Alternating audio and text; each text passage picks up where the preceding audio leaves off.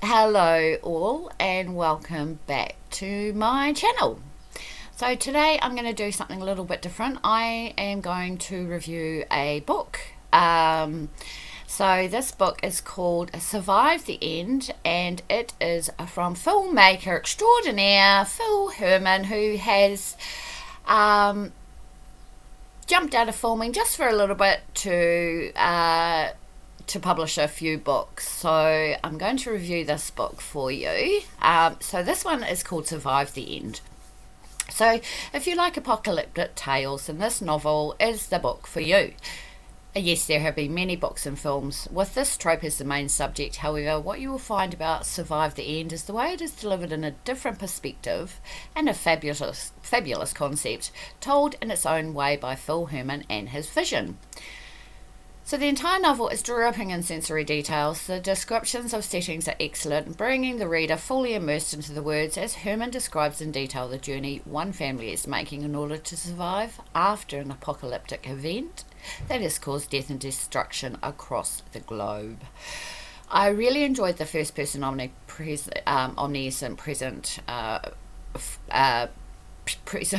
tense point of view. It really suits the story, and it's good because it also gives us a place where we can see what's going on as well, instead of following through with a first person point of view, which is a more intimate. So I like this, that we get to see what's going on in other places in the book and what the other characters are doing and all that sort of stuff.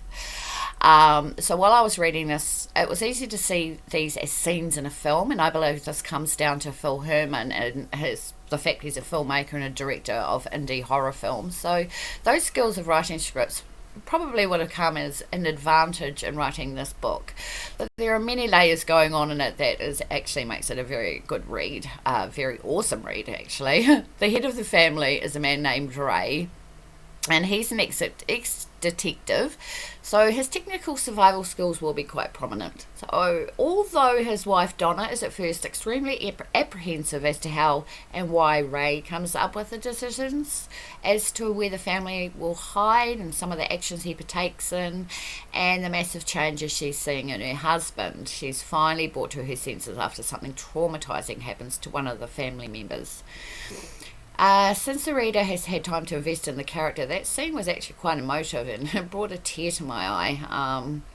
So this story is about survival, and as we read the accounts of what happens as the family try to find safety, there are many obstacles in the way. They help to push the protagonist character to act and defend themselves under pressure, and how they react in a crisis. I believe it is the adversities that they have to overcome that makes it a profound read. There are, of course, people who have now turned to savage behaviour because the turmoil is happening around the world. The internet is being cut off, so the only way the family can remain informed is from their car stereo with sporadic broadcasts. So it's not many details are coming through, which could be a really scary situation. And I think Phil Herman introduced it really well into those dilemmas into the book, which keeps the reader actually quite invested. So Donna and Ray's kids, Jane, Bobby and Megan, are in terrible shape. If this book is any indication of what's going to happen during and after an apocalypse, it's a horrifying scenario that will make you think well after this book is finished. There is an interesting dilemma occurring in the story too. How far will one man go to protect his family? Will they lose themselves and their morals as a consequence of surviving? So it's a believable and intense situation. Loyalties become frayed. Trusting people who have their own agendas would be something that would have to be earned and not given. Being displaced from the world as you know it as a consequence of war, well, we know that that's going on around in the world around us now, so it's quite relatable to current climate.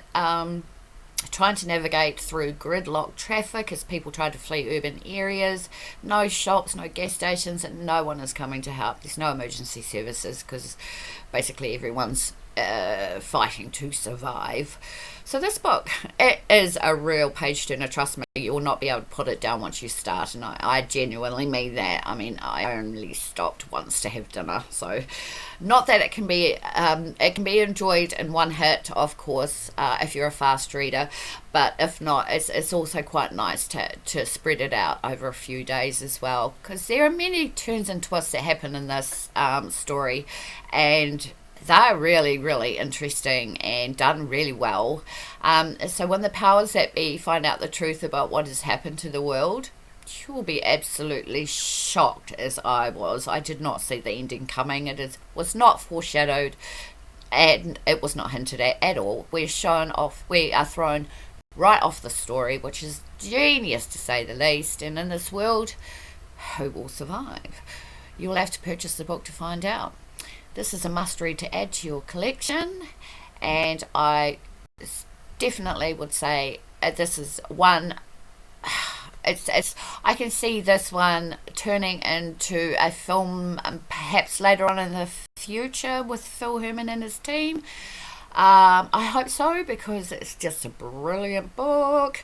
And my next review, I'll be reviewing The Usher, which is another book by Phil Herman and is about to be released at some stage. So if you want to find out where to purchase Survive the End, I will put it in the descriptions of this video, so that you know where you can buy it from. It's reasonably priced as well, and you will not be disappointed.